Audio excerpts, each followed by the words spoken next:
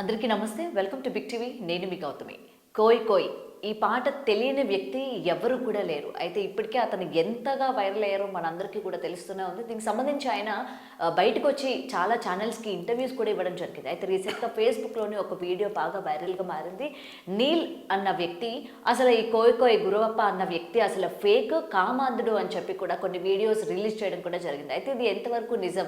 అసలు క్రిస్టియానిటీలోని పాస్టర్స్ అన్న పేర్లు చెప్పుకొని ఈ కోయ్ కోయ్ పాట అంటే ఇది జీసస్ పాట అని చెప్పడం, ఇలా చాలామంది ఈరోజు బయటకు వచ్చి జీసస్ని ఉద్దేశిస్తూ రకరకాల సినిమా పాటల్ని జీసస్ పాటల్లాగా, ఇలాగా నెక్స్ట్ ఏంటంటే మనకి హిందువులకి ఉన్న ప్రతి పాటను కూడా ఇలాగా చేసి చూపిస్తూ ఉన్నారు కదా. అసలు వీళ్ళకి ఏం కావాలి, ఎందుకు ఈ విధంగా చేస్తున్నారు, అండ్ నీల్ రిలీజ్ చేసిన ఈ వీడియోలో ఎంతవరకు నిజం ఉన్నాయి? సో వీటన్నిటి గురించి కూడా తెలుసుకుందాం. ఇవాళ మనతో పాటు national Christian board John Mosco గారు ఉన్నారు. ఆయనతో మాట్లాడి మరిన్ని విషయాలు తెలుసుకునే ప్రయత్నం చేద్దాం. సార్ నమస్తే. సార్, ఈ కోయ్ కోయ్ అన్న వ్యక్తి పాస్టర్ గురువప్ప ఎవరైతే ఉన్నారో కొన్ని రోజుల నుంచి బాగా వైరల్ అయ్యారనమాట. అసలు పాస్టర్స్లోని ఈయన పాడిన పాట ఏదైతే ఉందో కోయ్ కోయ్ కోడిని కోయ్, ఇది జీసస్కి సంబంధించింది అని అయితే కొన్ని చర్చిల్లో కూడా ఆయన పాడడం జరిగింది. అయితే ఆయన ఒక కామ పిశాచి అని చెప్పి అసలు అతను మంచోడు కాదు, అతను ఎందుకు ఇలా వైరల్ చేస్తున్నారు, నిజానికి అతని స్వభావం ఇది కాదు, ఒక కమ్యూనిటీని ఆయన యూజ్ చేసుకున్నాడు, అతను ట్రైబల్ కమ్యూనిటీకి సంబంధించిన వ్యక్తి కూడా కాదు, అతని నిజస్వరూపం ఏంటో నేను నిరూపిస్తానని చెప్పి నీల్ అన్న వ్యక్తి ఫేస్బుక్లో వీడియోస్ రిలీజ్ చేయడం జరిగింది. సో దీని గురించి ఏం చెప్తారు, ముఖ్యంగా ఈ పాటల గురించి ఏం చెప్తారు మీరు? ఇలాంటి పాటలు మా క్రిస్టియానిటీలో ఎవరు తీసుకోరు, నిజమైన క్రైస్తవులు. వీళ్ళు కొంతమంది క్రిస్టియానిటీ పేరు చెప్పుకొని బతకడానికో లేదంటే వ్యాపారాలు చేసుకోవడానికో వచ్చిన వాళ్ళు ఇలాంటి పాటలు క్రియేట్ చేసి దేవుని నామాన్ని అవమానపరుస్తారు. అంటే మేము ఎంతో గౌరవంగా ప్రేమతో మేము పెట్టుకునే దేవుని నామాన్ని వాళ్ళు పాడి చేస్తూ వాళ్ళ పబ్బం గడుపుకోవడానికి ఇలాంటి పాటలు క్రియేట్ చేస్తూ ఉన్నారు. నీల్ రాజ్ అనే వ్యక్తి ఎవరైతే ఉన్నారో ఆ వ్యక్తి చెప్పింది అక్షరాల నిజం. నీల్ రాజ్ అనే వ్యక్తి ఈ క్రిస్టియానిటీలో ఉన్న ఎవరైతే ఆయనకు తప్పుగా అనిపించిందో వాళ్ళని ప్రశ్నిస్తూ ఉంటాడు కామన్గా. పాపం అతను చాలామందిని ప్రశ్నించాడు, మమ్మల్ని కూడా ప్రశ్నించాడు ఒకప్పుడు. అలాంటి వ్యక్తి పైన మేము క్రైస్తవులుగా చెప్పుకుంటున్న కొంతమంది పాస్టర్లు అందరూ కలిసి అతని ఉద్యోగాన్ని పోయేలాగా అక్కడ ప్రవర్తించి అతని ఉద్యోగాన్ని కూడా తీయించేసి, ఓకే, నిజమైన క్రైస్తవులు ఒకవేళ ఆయన చేసే తప్పు అయితే క్షమిస్తారు. ఆయన క్షమించకుండా ఒక పకడ్బందీగా ప్రణాళిక ప్రకారం నీల్ రాజ్ అనే వ్యక్తిని టార్గెట్ చేసి ఆయన ఉద్యోగం పోయేంత వరకు ఆయన తీసుకెళ్లారు. నువ్వు నిజమైన క్రైస్తవుని పాస్టర్ కదా, నువ్వు తప్పు చేయలేదు కదా, అలాంటప్పుడు నువ్వు ఎందుకు ఆయన మీద కేసు పెట్టి ఆయన ఉద్యోగం పోయేలాగా చేసినావు? ఆయన మన సహోదరుడే కదా. మా క్రిస్టియానిటీ ప్రేమించు, క్షమించు, దీవించు, మంచి చేయి, మంచిగా మాట్లాడని నేర్పించింది. సరే, నీల్ రాజ్ అనే వ్యక్తి పాస్టర్ల గురించి వీడియోలు పెడుతున్నాడు, వీళ్ళ గురించి వీడియోలు పెడుతున్నాడు. అందులో 90% కరెక్ట్ ఉండొచ్చు, 10% తప్పు ఉండొచ్చు. నువ్వు కరెక్ట్ ఉన్నప్పుడు నువ్వు ఆయన ప్రశ్నించే అవసరం లేదు, నీ పని నువ్వు చేసుకుంటూ వెళ్ళిపోవాలి. కానీ పాస్టర్లు కక్ష కట్టి ఆయన మీద కేసు పెట్టి ఆయనను ఉద్యోగం పోయడానికి కారణమైంది. ఒక క్రైస్తవునిగా ఉండి ఒకరి ఉద్యోగం పోయడానికి కారణం మనం కాకూడదు, ఎందుకంటే వాళ్ళకి ఫ్యామిలీ ఉంటుంది. సరే, నువ్వు తప్పు చేస్తే నువ్వు స్పందించు, నువ్వు తప్పు చేయనప్పుడు స్పందించే అవసరం లేదు. క్రిస్టియానిటీ అనే పాస్టర్లే కేసులు పెట్టి ఉద్యోగాలు తీపిచ్చేసి ఇలాంటివి చేస్తే మీరు సమాజానికి ఏం నేర్పిస్తారు? అలాంటి ప్రశ్నించే వ్యక్తులు ఉంటేనే మన క్రిస్టియానిటీ జాగ్రత్తగా ఉంటుంది. అలాంటి ప్రశ్నించే వ్యక్తి ఉంటేనే ఇలాంటి కొయ్యదొరలందరూ బయటకు వస్తున్నారు. వీళ్ళు ట్రైబల్ పేరు చెప్పుకొని ఇలాంటి పాటలు పాడి అపహాస్యం. మొన్న నేను భీమవరం వెళ్ళాను, భీమవరం చూశాను. ఈ పాస్టర్ని ఒకరు రిజర్వ్ చేసుకొని, అంటే కామెడీ కోసం ఎంటర్టైన్మెంట్కి రిజర్వ్ చేసుకొని పువ్వులు వేసి ఆ భీమవరంలో ఈయనతో సునకానందం పొందుతున్నారు. అంటే నువ్వు వేషధారి, నువ్వు వేషాలు వేసుకొని ఎక్కడో స్టేజ్ షోలు చేస్తూనే వచ్చి దేవుని పేరు చెప్పి దేవుణ్ణి అవమానిస్తున్నావు అని మేము అనుకుంటున్నాం, భావిస్తున్నాం. కానీ అయినా మేము నిన్ను క్షమిస్తాము. కానీ నువ్వు హైలైట్ అయిపోయి నేను కోడిని పోయమన్నాను, నేను అది చేయమన్నాను, ఇది అని ట్రైబల్ని మధ్య లాగు, ట్రైబల్ అనే కాన్సెప్ట్ని మధ్య లాగొద్దు. ఎందుకంటే వాళ్ళని అవమానపరచడం అవుతుంది. ట్రైబల్ చక్కగా పాడతారు, చక్కగా ఉంటారు, చక్కగా మాట్లాడతారు, వాళ్ళు బాధలు చెప్పుకుంటారు, సమాజానికి వనుకొచ్చే పనులు చేస్తారు ట్రైబల్స్ ఎక్కువ శాతం. అలాంటి వాళ్ళను కూడా సమాజం విమర్శించే విధంగా నువ్వు చేయొద్దు. మీరు అలాంటి పాస్టర్లను మనం పట్టించుకోవాల్సిన అవసరమే లేదు. నీల్ రాజ్ అనే వ్యక్తి చెప్పేది ఏదన్నా సరే అతని దగ్గర సాక్ష్యం లేనిది ఏది చెప్పడు. సరే, వేరేల కోసం ఏం వీడియోలు పెట్టినా ఆయన తను తెలియదు, ఆయన తెలియక కొన్ని పెట్టినా కానీ ఆయన తను ఏదైనా ఉంటేనే చెప్తాడు. అది నేను నమ్ముతాం బలంగా. సో అలాంటి వ్యక్తి పైన ఫేస్బుక్లలో వీడియో పెడుతున్నాడని చెప్పేసి కేసులు పెట్టడం తప్పది. ఒకటి. రెండు, ఈయన ఎవరైతే ట్రైబల్ అని చెప్పుకున్నాడో అతను చేసి ఉంటాడని నేను నమ్ముతున్నాను. అటువంటి ఉండొచ్చు అని నమ్ముతున్నాను. ఎందుకంటే అతను ప్రూఫ్ లేదు నేను చెప్పాడు కదా ఎవరు. ఇప్పుడు ఈయన ఒక్కడే లేడు కదా, చాలా మంది ఉన్నారు, చాలా మంది రకరకాలుగా చేస్తున్నారు. కానీ ఇలాంటి క్రైస్తవులను ప్రోత్సహించే క్రైస్తవులు ఎవరైతే ఉన్నారో వాళ్ళు కళ్ళు తెరవాల. ఒక పాస్టర్ వస్తాడు, ఒక ఆయన వచ్చి నువ్వు ప్రసారం తినొద్దని ఒకరు అంటారు, భారత్ మాతకి జై అనొద్దని ఒకరు అంటారు, ఒకరు వచ్చేసి నువ్వు ఆ గుళ్ళ దగ్గర హిందువుల దగ్గర పోవద్దని ఒకరు అంటారు. మనది భారతదేశం, లౌకికవాదం భారతదేశం మనకు జన్మనిచ్చిన దేశం, ఇది మనం ఇక్కడ పుట్టిన దేశం. మనం భారత క్రైస్తవులు అయినందుకు మనం గర్వించాలా. భారత క్రైస్తవుడు అనే ఓడు మన గుండెల్లో ఉన్నప్పుడు I'm Indian Christian, I'm proud to be a Indian Christian. అంటే నేను భారతదేశంలో పుట్టి భారత క్రైస్తవుని పెరుగుతున్నా. అంటే భారతదేశం నేను బతకడానికి నాకు నీడనిచ్చింది, భారతదేశం నాకు తల్లిలాగా నన్ను కాపాడింది, భారతదేశంలో ఉన్న పౌరులు నాకు అన్ని ఇచ్చారు. నాకు భారతదేశం గౌరవిస్తాను. నేను భారత్ మాతాకి జై అంట. నేను క్రైస్తవుని కాబట్టి నేను భారత్ మాతాకి జై అంట. భారత్ మాతాకి జై అంటే భారత్ మాత నా అమ్మ, భారత్ మాత నా వైఫ్, నా బిడ్డ, నా చెల్లె, నా అక్క. నేను వాళ్ళని గౌరవిస్తూ వాళ్ళు ఈ భూమి మీద పుట్టారు కాబట్టి మాత కాబట్టి నేను వాళ్ళ రకంగా నేను పూజిస్తాను, తప్పలేదు కదమ్మా. ఇలాంటివి ప్రోత్సహించాలి తప్ప దేశం కోసం, జనం కోసం, సమాజం కోసం పనికొచ్చే విషయాలు ప్రోత్సహించాలి. కానీ ఇలాంటి విషయాలు ప్రోత్సహించి మళ్ళీ అలాంటి వ్యక్తిని మీరు మీటింగ్లో పిలిచి మీటింగ్ పెట్టి అదే పాట పాడించి ఎంటర్టైన్మెంట్ చేయించుకుంటూ, అంటే మీరు కొంచెము ఫోకస్ కావడానికి, ఆయనను ఫోకస్ చేయడానికి ఏదో ఒక వార్త జనాల్లో ఉండడానికి ఇలాంటివి చేస్తున్న సేవకులను అని చెప్పుకుంటూ ఎవరు క్షమించరు. ఆయన సేవకుడు అయితే ఎక్కడ బైబిల్ ట్రైనింగ్ చేసిండు, ఆయన ఎక్కడ పట్టా ఉంది. ఆయన ఇందాక మనం మాట్లాడేటప్పుడు కూడా ఆయన చెప్తూ ఉన్నారు, నేను 40 ఏళ్ల నుంచి కూడా చర్చిల్లోని పాటలు పాడడం కానీ దైవంతోనే నేను ఉన్నాను, 40 ఏళ్ల నుంచి ఉన్నాను, మొత్తం కూడా నాకు దేవుడే నడిపిస్తూ ఉన్నాడు. ఇవాళ నా గురించి ఎవరు ఎన్నని చెప్పినా సరే నేను అసలు అవన్నీ కూడా పట్టించుకోను అని చెప్పి కూడా ఆయన చెప్తూ ఉన్నారు. ఏమంటారు సార్ మరి దీనికి? ఆయన 40 ఏళ్ళు అంటే ఆయన పుట్టి 50 ఏళ్ళు కావచ్చు, 45, 40, 50 లోపు ఉంటాయి. ఆయన పుట్టగాలని దేవుడు ఆయన విలువలేదు, పుట్టగాలని చేయలేదు. ఆయన చెప్పిన సాక్ష్యాలు మీరు వినుంటారు, బాగా చాలాసార్లు చెప్తున్నాడు. నేను పున్నమి నాగి సినిమా నాదే అని ఒక దానిలో చెప్పిండు, ఇంకో సినిమా లారీ డ్రైవర్ సినిమా నాదే అని చెప్పిండు. ఇలా సినిమాల స్టోరీలు చెప్పుకుంటూ చిన్నప్పటి నుండి విషయం పెట్టారు అని కూడా చెప్పారు. క్రైస్తవులకు సినిమాలకు సంబంధమే లేదు. క్రైస్తవులు ఎవడో రాసిన స్టోరీలు తీసుకొని సినిమాలు హీరోలు గారు. క్రైస్తవులు అసలు అటువంటిది నువ్వే చెప్తున్నావు. పున్నమి నాగి స్టోరీ అనేది 40 సంవత్సరాల వరకు నేను విషం దాగి, నువ్వు 40 సంవత్సరాల వరకు విషము తిన్నోనివి, 40 సంవత్సరాల నుంచి దేవుళ్ళు ఎట్లా నడిచినావు నువ్వు? అంటే నువ్వు అవిశ్వాసివి, అసలు నువ్వు మా క్రైస్తవునివే కాదు. నువ్వు క్రైస్తవునివే కాదు. నువ్వు ఇంతకుముందు ఈ పాస్టర్ ఎవరైతే ఉన్నారో బ్రదర్ నీరరాజ్ కోసం అంటున్నాడు, నేను సంగతి చూస్తానని వాళ్ళు మా వాళ్ళు అంతా వెతుకుతున్నారు. నువ్వు వెతుకు, ఏం చేయదు. అలాంటి వాళ్ళ కోసం మేము సపోర్ట్ చేస్తాము, ఆయనకు సపోర్ట్గా ఉంటాం మేము, అంతే తప్ప నువ్వు వెతికి దొరికినంత మాత్రం నువ్వేం చేయలేవు, ఆయన ఏం చేయలేరు. దేవుడు ఆయన పక్షాన ఉంటాడు, మేము కూడా ఆయన పక్షాన ఉంటాము, ఖచ్చితంగా సపోర్ట్ చేస్తాము. ఎందుకంటే చేసి తప్పిది. నువ్వు 40 సంవత్సరాల వరకు నువ్వు విషం తాగుడు బతికినోనివి, నువ్వు క్రైస్తవుని ఎలా అవుతావు? నువ్వు 40 సంవత్సరాలు దేవుడు పిలిచినని చెప్తున్నావు. 40 సంవత్సరాలు అసలు నువ్వు దేవుడు పిలిస్తే నువ్వు ఈ విధంగా ఉండే క్రైస్తవుని కాదు కదా. నువ్వు 40 సంవత్సరాల నుంచి ఉన్నాను మీతో చెప్తున్నాడు. 40 సంవత్సరాల నుంచి విషయం నేను బతికినా మా నాన్న నేను కాటేసి చనిపోయే వాళ్ళని అట్లా చెప్తున్నాడు. కొంతమందికి లారీ డ్రైవర్ అని చెప్తున్నాడు. నిన్ననేమో భీమవరం పోయి జాతర చేస్తున్నాడు, భీమవరంలో పూలు వేసుకొని పాట పాడి ఇలా గజ్జలు కొట్టుకుంటూ అక్కడ.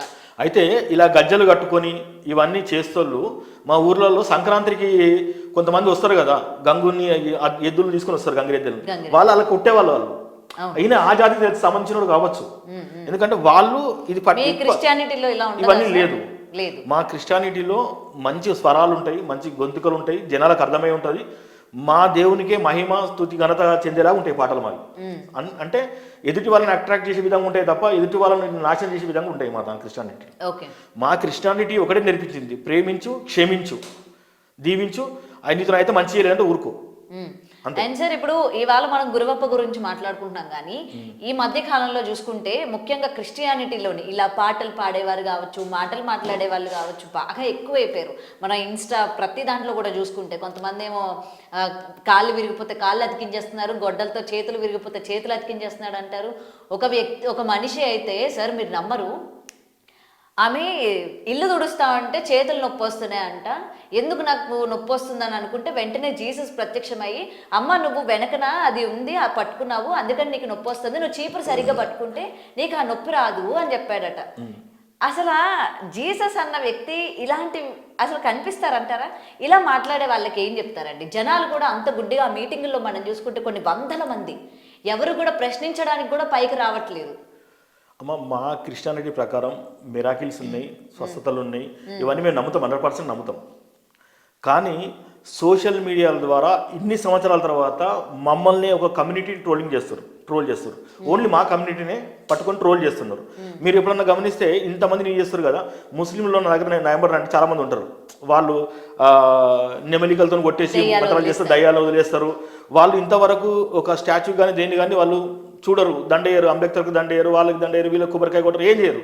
వాళ్ళని టార్గెట్ చేస్తలేరు. ఇప్పుడు భారతదేశంలో మెయిన్ కాన్సెప్ట్ క్రిస్టియానిటీని టార్గెట్ చేసి అక్కడ నిజం జరిగినవి కూడా జరగనివి కూడా అన్ని క్రియేట్ చేసి సోషల్ మీడియాలో ఫుల్ విచ్చలవిడిగా చేశారు.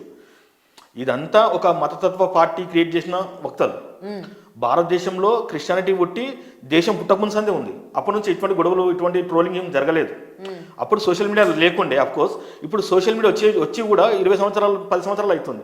అప్పటి నుంచి ఏం లేదు. ఈ 2 years నుంచే ఎక్కువ టార్గెట్ చేసి ఒక కమ్యూనిటీని టార్గెట్ చేసి ఆ కమ్యూనిటీ పైన జరుగుతున్న ఎవరైతే మెయిన్ లైన్ పాస్టర్స్ ఉన్నారో వాళ్ళని టార్గెట్ చేసి వాళ్ళు చేస్తున్న మంచి కానీ చెడు కానీ వాటిని టార్గెట్ చేసి సోషల్ మీడియాలో ఒక జోకర్ లాగా ఒక వేస్ట్ లాగా అంటే క్రియేట్ చేస్తున్నారు. ఇప్పుడు మా దేవుడు మాకు ఎంత గొప్పనో మీ దేవుడు మీకు అంత గొప్ప కామన్గా. అంటే మాకు జరుగుతున్నాయి కాబట్టి మేము చెప్పిండొచ్చు. జరగని వాళ్ళు కూడా చెప్తుంటారు మా ప్రభు నాకు ప్రత్యక్షమైన. వాళ్ళు వ్యాపారులు, వాళ్ళను దేవుడు చూసుకుంటాడు, వాళ్ళని సమాజం చూసుకుంటుంది వాళ్ళని. కానీ ఈ జరిగినా జరగకపోయినా దేవుడు అనేవాడు అల్టర్నేట్గా గొప్ప వ్యక్తి. దేవుడు చిల్లర వేషాలు ఇటువంటి చేయొద్దని చెప్తాడు, చేయరు కూడా చేయడు. దేవుడు ముట్టి స్వస్థపరిచిన రోజులు ఉన్నాయి. కానీ మా బైబిల్ ప్రకారము నా ప్రవక్తలు నా కోసం ఎవరైతే మీరు మాట్లాడుతున్నారో, నన్ను తెలుసుకుని ఎవరైతే మీరు ఆరాధిస్తారో మీ ద్వారా కొంతమంది స్వస్థత పరుస్తారు, వాళ్ళు ఆరోగ్యంగా ఉంటారు, మీరు ఏమైనా చేయొచ్చు అని దేవుడు చెప్పింది. కాబట్టి 100% మిరాకిల్ జరుగుతున్నాయి దేశంలో, మంచి జరుగుతుంది.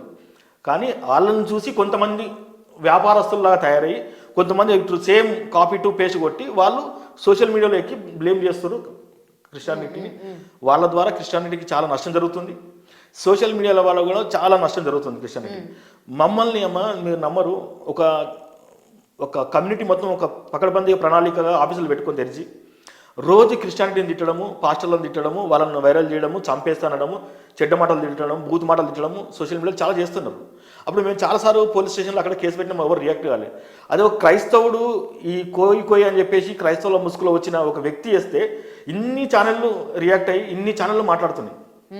సో మాకేమనిపిస్తుంది అంటే అసలు మా మీద దాడి జరుగుతుందా, మేము దాడి చేయించుకుంటున్నామా, అసలు మాకే అర్థం కావట్లేదు. క్రిస్టియానిటీ అనేది భారతదేశంలో వచ్చినప్పుడు 1608లో వచ్చింది క్రిస్టియానిటీ. ముస్లిం ఇస్లామిక్ 1763లో వచ్చింది. 1700 అంటే దానికి దీనికి 100 సంవత్సరాల గ్యాప్లో క్రిస్టియానిటీ వచ్చింది. కానీ క్రిస్టియానిటీ ఎక్కువ మెజారిటీ లేదు భారతదేశంలో చూపిస్తారు. ముస్లిం మెజారిటీ ఎక్కువ ఉంది ఇప్పుడు, అంటే మైనారిటీస్లో చెప్తున్నాను. క్రిస్టియానిటీ మెజారిటీ తక్కువ ఉంది. వై అంటే క్రిస్టియానిటీలో అందరిని విభజించారు. వీళ్ళు రోమన్ క్యాథలిక్స్, వీళ్ళు దళిత క్రైస్తవులు, ఇట్లా డిఫరెంట్గా విభజించి వాళ్ళని దూరం చేసారు. వాళ్ళు ఎప్పుడు చూసినా 2% ఉంటారు. కానీ చర్చిలోకి పోయే 30% ఉంటారు చర్చిలోకి పోతారు, అన్ని క్యాస్టులు. సో దానివల్ల క్రిస్టియానిటీ పెరుగుతుంది అనే భయం ఒకటి ఎగ్జిస్ట్ పార్టీ వాళ్ళకి చెంది ఇప్పుడు కాంగ్రెస్ పార్టీ ఉన్నది. కాంగ్రెస్ పార్టీ ఉన్న రాష్ట్రాలలో క్రైస్తవులు కొంచెం అండదండగా ఉంది, గౌరవంగా ఉంది. ఓకే, కాంగ్రెస్ పార్టీ లేని రాష్ట్రాలలో క్రైస్తవుల మీద మస్తు దాడులు జరిగినాయి, రోజు జరుగుతూనే ఉన్నాయి. ఫర్ ఎగ్జాంపుల్ మణిపూర్ విషయం తీసుకుందాం. మణిపూర్లో చూడమా, మణిపూర్లో ఇప్పటి వరకు 2000 మంది చనిపోయారు అనుకోండి. ఇన్ని దాడులు జరుగుతున్నాయి. ఆడపిల్లలను మొత్తం పాడు చేసి చంపేస్తున్నారు, నరికేస్తున్నారు, చంపేస్తున్నారు. అలాంటి మణిపూర్లో మన దేశం ఉంది. సెంట్రల్ గవర్నమెంట్లో ఉన్న మైనారిటీ కమిషన్ ఏం చర్య తీసుకోలేదు, మానవ హక్కుల కమిషన్ చర్య తీసుకోలేదు, ట్రైబల్ కమిషన్ చర్య తీసుకోలేదు, గవర్నమెంటు చర్య తీసుకోలేదు. ఇన్ని కమిషన్లు ఉండి, ఇంత మిలిటరీ ఉండి, ఇంత ఫోర్స్ ఉండి, ఒక రాష్ట్రం చిన్న రాష్ట్రంలో ఉన్న ఒక మానవహారాన్ని ఆపలేకపోతారు. ఎంత దుర్మార్గం అమ్మా! బికాస్ కేవలము క్రిస్టియానిటీని టార్గెట్ చేసి చంపుతున్నాడు. అసలు యాక్చువల్గా క్రిస్టియానిటీ గొడవనే కాదు, హిందూ ముస్లిం హిందూ క్రిస్టియన్ గొడవ కాదు అది. అది 3 జాతుల మధ్య గొడవ. కూకీస్, నాగాస్, మేతీస్, ఈ 3 జాతుల మధ్య గొడవ. ఆ గొడవకు కొన్ని కార్పొరేట్ వ్యవస్థలు సహకరించి వాళ్ళని రెచ్చగొట్టి వదిలేసినాయని తెలుసు. సో దీన్ని గవర్నమెంట్ లీడ్ చేసి దీన్ని పట్టుకొని గవర్నమెంట్ ప్రశాంతంగా దాన్ని నడిపించాలి, దాన్ని క్లోజ్ చేయాలి. ఎందుకంటే వాళ్ళు కూడా మన పౌరులే, వాళ్ళు కూడా ట్యాక్స్ కడుతున్నారు, వాళ్ళు కూడా ఉంటున్నారు, వాళ్ళు కూడా మన తింటూరు పండించింది.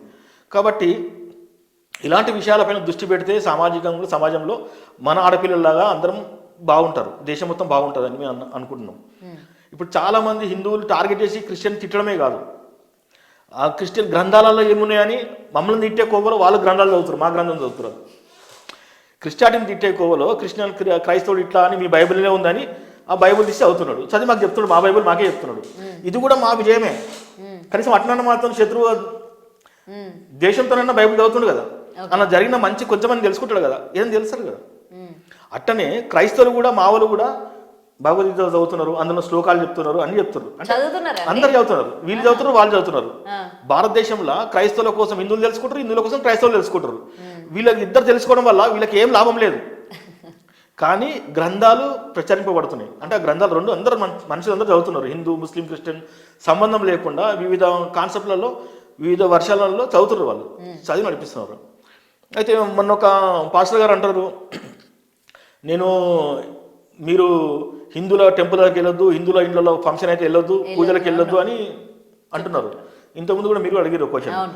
సో నేనేమంటున్నానంటే హిందువుల ఇళ్లకు బరాబర్ వెళ్తాం క్రైస్తవులము, హిందువుల ఇళ్లలో తింటాము, హిందువులు మా బంధువులు, మా చట్టాలు, అసలు హిందువులు అంటే మా రక్తం కన్నా ఎక్కువ, స్నేహం కన్నా ఎక్కువ దేవుడిచ్చిన బంధం మాకు. ఇలా హిందువులు క్రైస్తవులు కాదు. దేవుడు ఎప్పుడైనా సరే క్రైస్తవులలో ఎవరైనా సరే మీరు హిందువులను మార్చు, అన్యులు అది అని క్రియేట్ ఎప్పుడు చేయలేదు. హిందువుల మార్చమని లేకపోతే హిందువులతో మాట్లాడమని. ఈ మధ్య ఇది కూడా కదా సార్, అందరూ కూడా అంటే క్రిస్టియానిటీ మా మతంలోకి మారండి, మీకు డ్రింకింగ్ మానిపిస్తాము, లేకపోతే మీకు ఇంకేదైనా చేపిస్తాము అని చెప్పి మతాన్ని బలవంతంగా మార్చే ప్రయత్నం కూడా చేస్తూ ఉన్నారు కదా. మతాన్ని అనేది ఇక్కడ అయితే లేదమ్మా, మత మార్పిడి అనేది అది ఫేక్, అది న్యూస్, అది ఫేక్ న్యూస్. అది మత మార్పిడి అనేది ఏంటంటే చిన్న చిన్న గ్రామాలలో ఇప్పటికి కూడా దళితులను గ్రామాల గుడిలోకి రానియరు, ఎస్సీ ఎస్టీ వాళ్ళని గుడిలోకి రానియరు. రానినప్పుడు క్రైస్తవులు అలా భజన చేసుకుంటారు, పక్కన వీళ్ళు పోయి నిలబడతారు, రండి అయ్యా కూర్చోండి అంటారు. అది మత మార్పిడా? మత మార్పిడి కాదు కదా. ఎవరన్నా నీ కాలర్ బట్టి రండి రా మా దాంట్లో బలవంతంగా అంటే మత మార్పిడి. మా క్రైస్తవులు కూడా చాలామంది నీవు చర్చి మనం జెన్యూన్ అయినప్పుడు సిటీలలో చర్చిలు నడిపించాలి. ఏదో ఊరు చివరిని ఎక్కడో మూలకెళ్ళి ఈ ఊర్లో పెట్టుకుంటారు చర్చి, ఆ మూల ఎవరు ఉండకుండా ఆయన కొడతారు. అదే నువ్వు సిటీలో ఉండి జనాల్లో ఉండి జనాలతో ఉంటే ఎవరు కొట్టరు. ఇంకోటి ఫ్యాషన్ అయిపోయింది మన క్రైస్తవులకి ఏంటంటే రోడ్ల మీద తిరుగుకుంటూ పాంపులెంట్ మంచుకుంటూ మా దేవుడిని నమ్ముకొని అని అనుకుంటూ తన్నులు తిని క్రైస్తవులు చూసినావా మత మార్పిడి చేస్తారని మా అందరు క్రైస్తవుల మీద ఒక బురద తగులుతున్నారు. ఎందుకంటే నేను కూడా ఎక్స్పీరియన్స్ అయ్యాను సార్. బస్సులో వెళ్తున్నప్పుడు నా పక్కన ఒక ఆవిడ కూర్చుంది, ఆవిడ మేము గొర్రె బిడ్డలము, మా జీసస్ బాగా చూసుకుంటారు, మీరు ఏ కష్టం ఉన్నా సరే వెంటనే అది అయిపోతుంది, సో మారండి, మాది ఒకసారి చదవండి, మా పాంప్లెట్ ఒకసారి చదవండి, కింద నెంబర్ ఉంది నాకు ఫోన్ చేయండి అని చెప్పి కూడా. అసలు ఈ గొర్రె కాన్సెప్ట్ ఏంటి సార్? అది గొర్రె బిడ్డ అని పేరు పెట్టింది ఒక తోడేలు గొర్రె బిడ్డలని తోడు పెట్టింది. ఎందుకంటే క్రైస్తవులు అమాయకులు కదా, క్రైస్తవులు శాంతిని ఉంటారు కదా, వాళ్ళని లాక్క తినొచ్చు, పీక్క తినొచ్చు, వాళ్ళ వల్ల నా పేరు హైలైట్ కావచ్చు, నేను ఇంకా ఇలా జనాల్లో వెళ్ళిపోతా అని ఒక తోడేలు గొర్రె బిడ్డలని పేరు పెట్టింది. ఆ తోడేలుకి మేము రెస్పాండ్ అవ్వాల్సిన అవసరం లేదు, ఆ తోడేలు కాబట్టి దాని చావు అదే వస్తుంది. క్రైస్తవులు అనేవాళ్ళు మేము సింహంలాగా ఫీల్ అవుతాం. మేము క్రైస్తవులము, మా దేవుడు సింహం అనుకుంటాం, మేము యూదా గోత్ర సింహం అనుకుంటాం మేము, అంటే మా దాంట్లో మా కాన్సెప్ట్ ప్రకారం మేము క్రైస్తవులం కాబట్టి సింహం కాబట్టి సింహంలో ఎప్పుడైనా సరే క్రైస్తవులు ఎప్పుడైనా డీలా పడితే నక్కలు, ఇలాంటి నక్కలన్నీ వచ్చి పీక్కొని తింటాయి. మనం క్రైస్తవులం కాబట్టి చనిపోయేంత వరకు సింహంలాగానే గర్జిస్తూ ఉండాలి, సింహంలాగా మాట్లాడుతూ ఉండాలి. మా దేవుడు నేర్పించింది అది. అంటే నిజాయితీగా ఉండాలి, వేటాడుతట్టే ఉండాలి. ఆ స్వరం అనేది గంభీరత్వం మనకు పోవద్దు. మనం ఎప్పుడైతే గంభీరత్వం పోయిందో ఈ రాధా కృష్ణ మనోహర్ ఇలాంటి తోడేళ్ళు ఏవైతే వస్తాయో అవి వచ్చి మన మీద పడి పీక్క తింటాయి, మనం బ్లేమ్ చేస్తాయి. ఇప్పుడు జరుగుతుంది అదే. మనం యూనిటీగా అయినందుకు, మనం అనవసరంగా ఎవరిని వార్తలను క్షమిస్తున్నందుకు ఇలాంటి తోడలు వచ్చి మన మీద పడుతున్నాయి. మనం స్పందించాలి. నువ్వు బుచ్చగాడివా? మా దేవుని నమ్ముకోవడం ఆడుకోవడానికి, పాంప్లెంట్లు పడకడానికి నువ్వు బుచ్చగాడివా? లేదంటే నువ్వేమన్నా మార్కెటింగ్ ఏజెంట్వా? నువ్వు మార్కెటింగ్ ఏజెంటు కాదు, నువ్వు బిచ్చగాడివి కాదు. మనం దేవుణ్ణి నమ్ముకొని ఆడుకోనికి మనం బిచ్చగలం కాదు. నిజంగా మన దేవుడు గొప్పోడైతే మన దగ్గరికి అందరూ వస్తారు, అందరూ మన దగ్గరికి వస్తారు, మన గుడికి వస్తారు, నమ్ముకుంటారు, మనకు కావాల్సిన అన్నీ చేస్తారు. మనం వెళ్ళి రోడ్ల మీదకి వెళ్ళి వాళ్ళతో పాంప్లెంట్లు వచ్చి వాళ్ళతో తన్నులు తిని మొత్తం భారతదేశం మొత్తం క్రైస్తవులందరూ మత మార్పు చేస్తారు, చూడండి బుక్కులు పట్టుకొని అని చెప్పేసి తన్నులు తిని మీ ఒక్కరి వల్ల అందరూ క్లోజ్ అవుతున్నారు. మనం అటువంటి పరిచర్య మనం మానుకోవాలి. మన చర్చికి మన సంఘాన్ని పిలిపించాలి, మన సంఘంలో కూర్చొని మనం మాట్లాడితే వాళ్ళే మనకు నిజంగా మన దేవుడు ఉన్నాడు నమ్ముకొని వస్తున్నారని అర్థం. ఇంకొకటి సార్, ఇప్పుడు రీసెంట్గా అందరూ కూడా హిందువులు ఏదైతే చేస్తూ ఉంటారో హిందూ సాంప్రదాయాలు అవన్నీ కూడా క్రిస్టియానిటీలో కూడా తీసుకొచ్చారు. మాలలు వేసుకోవడం ఇక్కడ సాంప్రదాయం హిందువుల్లో, అయ్యప్ప మాల, శివుని మాల, అది జీసస్ మాల అని చెప్పి కూడా కొత్తగా స్టార్ట్ చేశారు. రథయాత్ర మాకు ఎలా అయితే ఉంటుందో మీరు జీసస్ యాత్ర అని స్టార్ట్ చేశారు. అసలు ఇలాంటి వాళ్ళందరూ ఇప్పుడు ఈ కోయి దగ్గర నుంచి అండ్ ఇట్లా పాటలు పాడే వాళ్ళు, మీ యొక్క రిలీజియన్ ఈ విధంగా చేస్తున్న వాళ్ళందరి గురించి ఏం చెప్తారు సార్ ఇవన్నీ కూడా ఆపడానికి మీరు ఏమైనా ప్రయత్నం చేశారా అమ్మా, లేకపోతే చేయబోతున్నారా? ఈ రథయాత్ర జీజస్ మాల అనేది రోమన్ క్యాథలిక్ సంబంధించిన విషయం. అది మా దేశానికి కానీ మా క్రైస్తవులకు కానీ సంబంధం లేని విషయం. ఓకే. అయితే ఇక్కడ సౌత్ ఇండియాలో ఇది తమిళనాడు అటు సైడ్ ఉన్న కల్చర్, ఇక్కడ ఉన్న కల్చర్ కాదు. మన తెలుగు రాష్ట్రాల్లో కానీ ఇక్కడ కానీ ఇటువంటి కల్చర్ లేదు. కానీ అటువంటి వీడియోలు కూడా తీసుకొచ్చి పెడుతున్నారు కొంతమంది వాంటెడ్లీ పాస్టర్ల వేషాలు వేసుకొని పాస్టర్లను బ్లేమ్ చేయనీకే చర్చిలలో పోయి చిన్న చిన్న వీడియోలు చేసి అవి పోస్ట్ చేస్తున్నారు. జస్ట్ ఒక కమ్యూనిటీ బేస్ చేసుకొని. అటువంటి మేము నమ్మం పట్టించుకోము. ఇక్కడ మన భారతదేశంలో మన సౌత్ ఇండియాలో కానీ తెలుగు రాష్ట్రాలలో ఇప్పటివరకు అటువంటి కల్చర్ లేదు. అక్కడ ఉన్న కల్చర్ని మనం మనకు తెలియదు, దాని విషయం మనం మాట్లాడము. జస్ట్ అక్కడ ఉన్న కల్చర్ ఏంటంటే వాళ్ళు మేరీ మాతను పూజిస్తారు, అక్కడ ఉన్న స్వరము వాళ్ళ పూజలు కొడతారు, టెంకాయలు కొడతారు. మేము కొట్టడం ఇక్కడ మేము అంటే మేము ఆచారం ఉంది టెంకాయలు కొట్టడం అక్కడ కొడతారు. వాళ్ళ ఆచారం, అది మా ఆచారం కాదు, క్రైస్తవుల ఆచారం కాదు. మా క్రైస్తవుల ఆచారం ఏంటంటే ఇప్పుడు హిందువులు ఉన్నారమ్మా, ఫర్ ఎగ్జాంపుల్ గుడికి టెంకాయ తీసుకొని వెళ్తారు. హిందువులు టెంకాయలు తీసుకొని వెళ్ళడము, అక్కడ కొట్టడము ఎందుకు చేస్తారంటే ఆ టెంకాయలు ఉన్న పవిత్ర జలాలతోనే వాళ్ళ దేవుడిని అభిషేకించుకోవాలని చేస్తారు. మా దేవుని కూడా మేము అభిషేకించుకుంటాం. ఆయన మా దేవుడు అభిషేకం ఎలా చేస్తాడు? మేము మంచిగా నమ్మి మేము జ్ఞానంగా ఉండి 10 మంది పనికొచ్చే విధంగా మేము పనిచేస్తే మా దేవుడు మమ్మల్ని అభిషేకించినట్టు. కానీ ఆయన ఏమో టెంకాయ కొట్టారు, టెంకాయ కొట్టి నీళ్ళతోనే అభిషేకించిండు.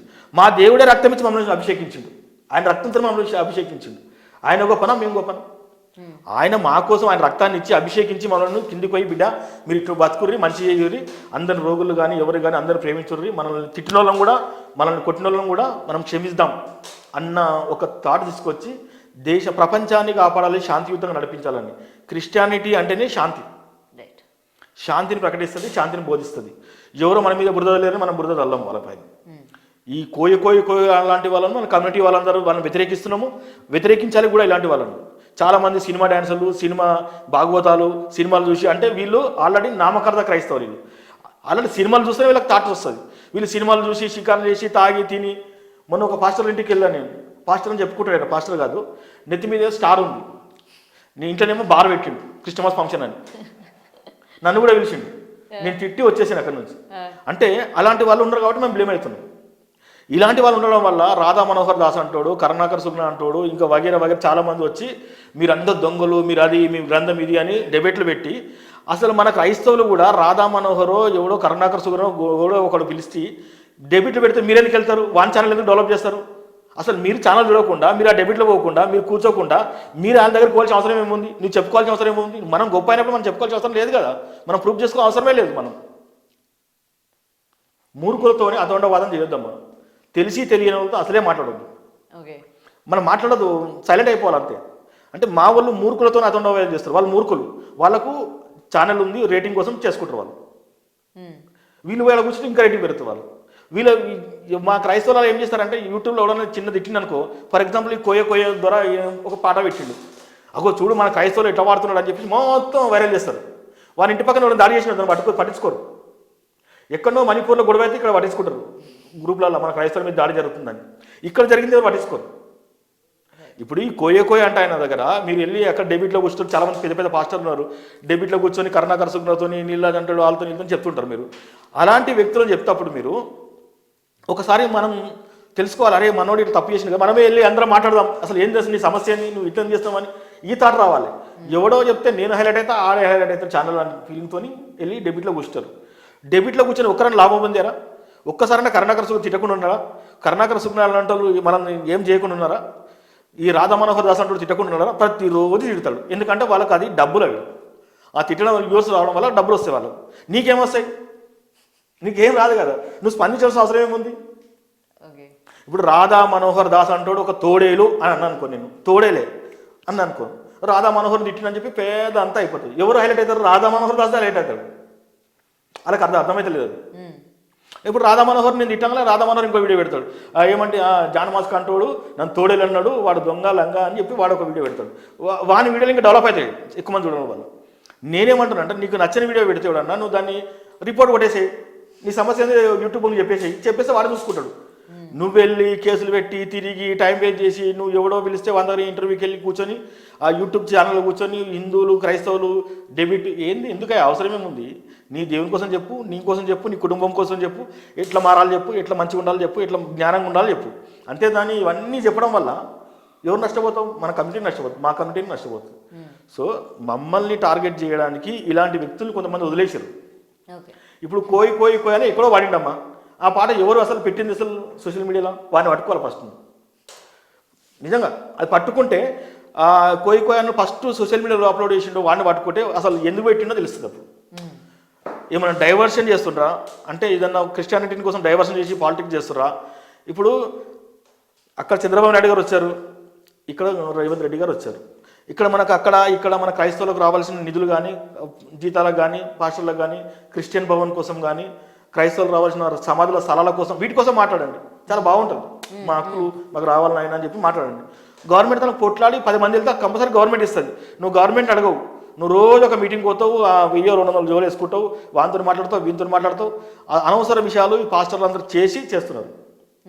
నేను ఇప్పటి వరకు గమనించిన 20,000 మంది పాస్టర్లతో తిరిగాను. నేను 20,000 మంది పాస్టర్లో పెడితే పెళ్లి కొడతారు, లేదంటే చావు కొడతారు. ఇండిపెండెంట్ నేను చూసినా. నేను చాలా మంది పాస్టర్లు మనం ఇష్టం అనుకో తీసుకుంటూనే ఉంటారు. అదే మనమే చెడు ఏమైనా వచ్చిందనుకో ఒక్క పాస్టర్ బయటకు వచ్చి మాట్లాడాడు, అలాగ అనవసరం. ఎందుకంటే మేము దైవజనులు. కానీ అదే దైవజనులు పోయి మళ్ళీ కరుణాకర్ సుబ్రహ్మణ్యం కూర్చొని మీటింగ్ పెడతారు. ఇప్పుడు నీళ్ళరాజు అనే వ్యక్తి ఉన్నాడు, ఆయన కొంతమంది పాస్టర్ మీద వీడియో పెట్టిండు. ఆ పాస్టర్ మీద వీడియో పెట్టినప్పుడు నీళ్ళరాజుకు ఎగ్నిస్ట్గా చాలా మంది కామెంట్ పెట్టారు, మంచి కూడా పెట్టారు. నీళ్ళరాజు అనే వ్యక్తి నా మీద ఒక వీడియో పెట్టిండు. సరే ఎప్పుడుదో కేసులు తీసుకొచ్చి అది పెట్టి ఒక వీడియో పెట్టిండు. ఆయనకు ఎగ్నిస్ట్గా మాట్లాడుతూ ఉన్నారు, నెగిటివ్ మాట్లాడుతూ ఉన్నారు. ఇప్పుడు నువ్వు అది జరిగిపోయిందని పట్టించుకునే అవసరం లేదు. కానీ క్రిస్టియానిటీ ఏం చెప్తుందంటే, నేను తెలుసుకున్నప్పటి నుంచి క్రిస్టియానిటీ నాకు తెలివి వచ్చినప్పటి సంది, నేను ఈ క్రిస్టియానిటీలో తిరుగుతున్నప్పటి సంది ఒకటే తెలుసు నాకు, మన సహోదరుడు తప్పు అనిపిస్తే నీకు ఆయన క్షమించు. నేను నీళ్ళరాజు అనే సహోదరుడు మేము క్షమించాలి మనం. కానీ అతని కుటుంబం మీద ఎఫెక్ట్ పడేలాగా కేసులు పెట్టి ఆయన ఉద్యోగం తీపించారు, సస్పెండ్ చేయించారు. మేము కూడా తొందరలో వెళ్తాం అక్కడికి. ఆయన ఉద్యోగం మళ్ళీ తిరిగి వచ్చేలా దాన్ని ఎట్లా కనుక్కునే ప్రయత్నం చేస్తారా సార్? ఎవరు తను కోయదర కోసం బాగా నేను తెలుగు రాష్ట్రాల్లో ఉన్న క్రైస్తవులందరికీ చెప్తున్నాను, ఈ కోయ పాట పాడిన పాస్టర్ విషయంలో, పాస్టర్ కాదు అతని విషయం మీరు మాట్లాడి మీరు ఆయన షేర్ చేసి ఎక్స్పోజ్ చేసి ఇంకా ఎక్కువ నాశనం చేయకండి. ఆయన బతకనివ్వండి, మనం క్షమిద్దాం ఆయన ఏం చేస్తాడో చేసుకొనియండి. కానీ ఆయన మాత్రము దేవుని బిడ్డ అని చెప్పుకోవడానికి వీలు లేదు. ఆయన ఒకవేళ చెప్పుకొని ముందుకు వస్తే ఏ పాస్టర్ దగ్గర బైబిల్ ట్రైనింగ్ చేసిండు, అసలు ఎక్కడెక్కడ ఉన్నాడు, ఇవన్నీ నేను తీసి పెడతాను. నేను ఆయన ఏ పాస్టర్ దగ్గర బైబిల్ ట్రైనింగ్ చేయలేదు, ఏ సర్టిఫికేట్ లేదు, ఏ థియాలజీ సర్టిఫికేట్ లేదు. ఆయన పాస్టర్ అవుతాడు. రిజిస్టర్డ్ పాస్టర్ అయితే ఆయన మ్యారేజ్ చేయొచ్చు, ఏమైనా చేయొచ్చు. రిజిస్టర్డ్ పాస్టర్ కాదు, పాస్టర్ అని పేరు చెప్తున్నాడు. ఇప్పుడు హైదరాబాద్ సిటీలో కూడా ఒక స్కామ్ నడుస్తుంది పెద్దది, మీకు చాలా ఇంపార్టెంట్ చెప్తున్నాను. నేను బిగ్ న్యూస్ వాళ్ళకి చెప్తున్నాను. తెలుగు రాష్ట్రాలలో 5,000కు 10,000కు బాప్టిజం సర్టిఫికేట్లు అమ్మి ఎవరిని పడితే వాళ్ళని పాస్టర్లుగా ప్రమోట్ చేస్తున్న ఒక ముఠా తిరుగుతుంది. ఆ ముఠా నుంచి ఇప్పటి వరకు 10,000 మంది తయారయ్యారు పాస్టర్లు అని చెప్పుకొని. వాళ్ళకు దేవుని కోసం తెలియదు, చదువు తెలియదు, బైబిల్ తెలియదు, ఏం తెలియదు. సర్టిఫికేట్ 5,000 10,000 కొనుక్కుంటారు, వాళ్ళతోని వచ్చి పాస్టర్లాగా చెలామణి అయ్యి మా క్రిస్టియానిటీని ఇట్లా అన్యాయంగా మాట్లాడుతుంటారు. అంటే వాళ్ళకి అవగాహన లేక క్రిస్టియానిటీ ఏదో ఒకటి మన సర్టిఫికేట్ ఇచ్చింది కదా మనం పాస్టర్ అని. అందుకే అక్కడ చంద్రబాబు నాయుడు గారు ఫేక్ పాస్టర్లో అన్ని జీతాలు తీసేసారు అక్కడికి నుంచి. ఇక్కడ రేవంత్ రెడ్డి గారు కూడా చేస్తున్న క్రైస్తవులను చేయాలంటే ఒక యూనిటీ ఉండాలి. ఇక్కడ ఉన్న మా తెలంగాణ పాస్టర్లు ఏంటంటే రేవంత్ రెడ్డి పిలిచిననుకో చేసిననుకో, అబ్బా రేవంత్ రెడ్డి అని చాలా మంచోడరా, ఆ ఫోటోలోకి అంకితం అవుతారు.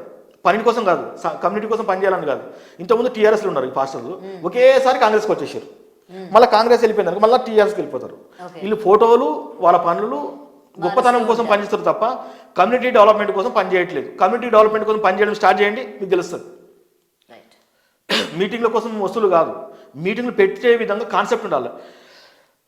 రేవంత్ రెడ్డి గారు వచ్చిన తర్వాత లాల్ బహదూర్ శాస్త్రి 2 మీటింగ్లు అయినాయి. ఏం సాధించారు? మీ తన జనం ముందు చూపించుకోరు. ఒక సతీష్ కుమార్ పాస్టర్ గారు ఏమో నాతను ఇంతమంది ఇంకా కోట్ల మంది అని చెప్పుకున్నాడు. ఏం అవసరం నీకు చెప్పుకోవడం? ఆయన తెలుసు గవర్నమెంట్ సీఎం అందరు ఇంటెలిజెన్స్ రిపోర్ట్ ఉంటుంది, ఎంతమంది క్రైస్తవులు ఎవరి దానికి ఎంత తెలుతున్నారని.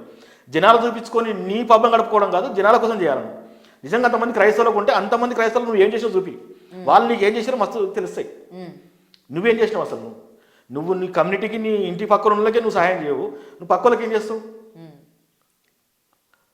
మొత్తము తెలుగు రాష్ట్రాలలో కార్పొరేట్ వ్యవస్థ నడుస్తుంది క్రైస్తవులది. టీవీలలో వీడియోలు వేయడము, టీవీలలో బోధ చెప్పడము, డబ్బులు కనెక్షన్ చేసుకోవడము, ఇలాంటివి కాదు. నిజంగా ఎలాంటి కార్పొరేట్ పాస్టర్లు ఎవరైతే ఉన్నారో వాళ్ళు తక్షణమే మీకు వచ్చే ఆదాయంలోకి నుంచి చిన్న పాస్టర్లు ఉన్న ఇండిపెండెంట్ పాస్టర్లు, ఇండిపెండెంట్ సంఘాలను డెవలప్ చేయండి. మీరు మీరు బస్సులు పెట్టి వ్యాన్లు పెట్టి అన్ని పెట్టి మీరు తరలించుకుపోయి ఒక తాన పెట్టి అందరికీ చెప్పి కూర్చోబెట్టి అందరినీ డబ్బులు వేయండి మంత్లీ వేయండి ఇవి కాదు. మీరు కానుకలు తీసుకుంటారా ఏం తీసుకుంటారో బైబిల్ ప్రకారం తీసుకోండి, మీరు అడగొద్దు. మీరు అడిగిన డబ్బులు మీ తను వచ్చిన డబ్బులన్నీ ఏడిపోతున్నాయో అవి జనాలకు చెప్పాలి, క్రైస్తవులకు చెప్పాలి. వాళ్ళ కోసమే కదా మనం చేస్తున్నది.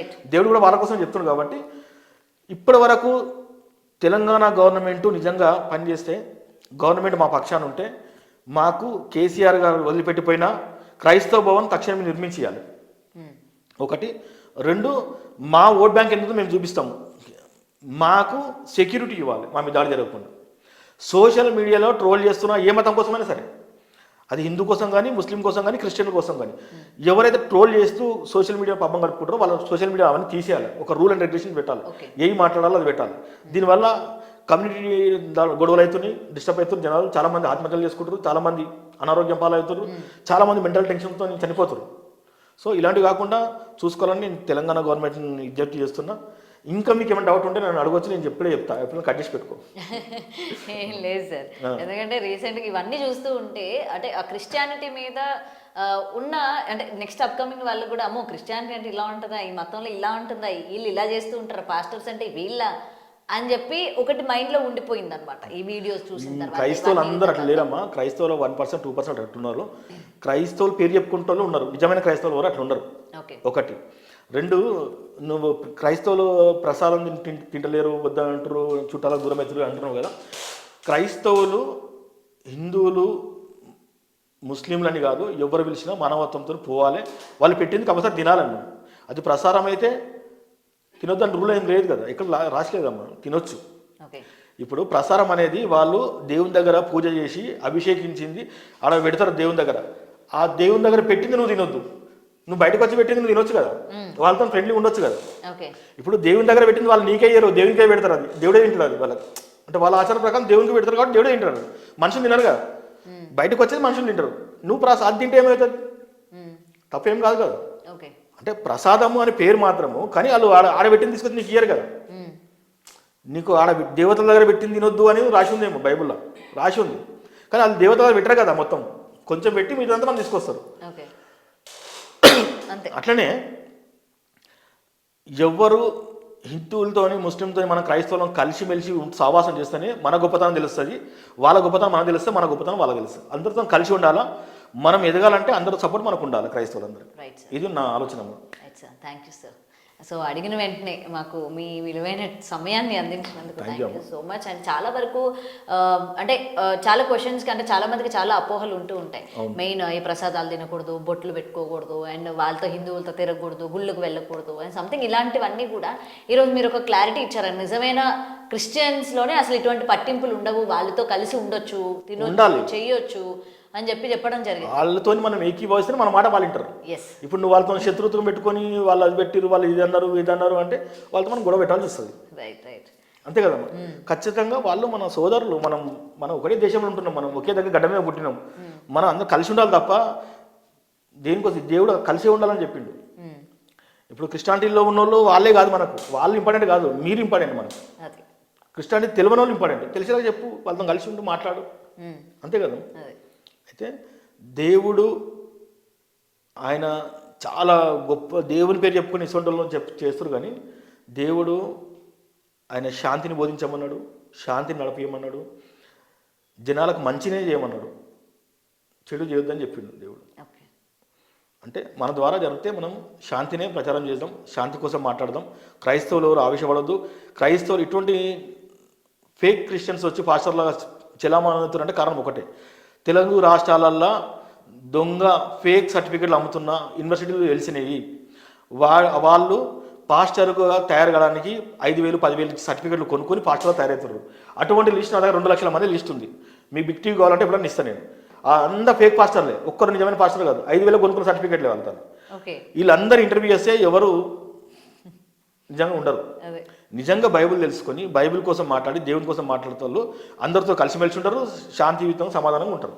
Right sir, thank you.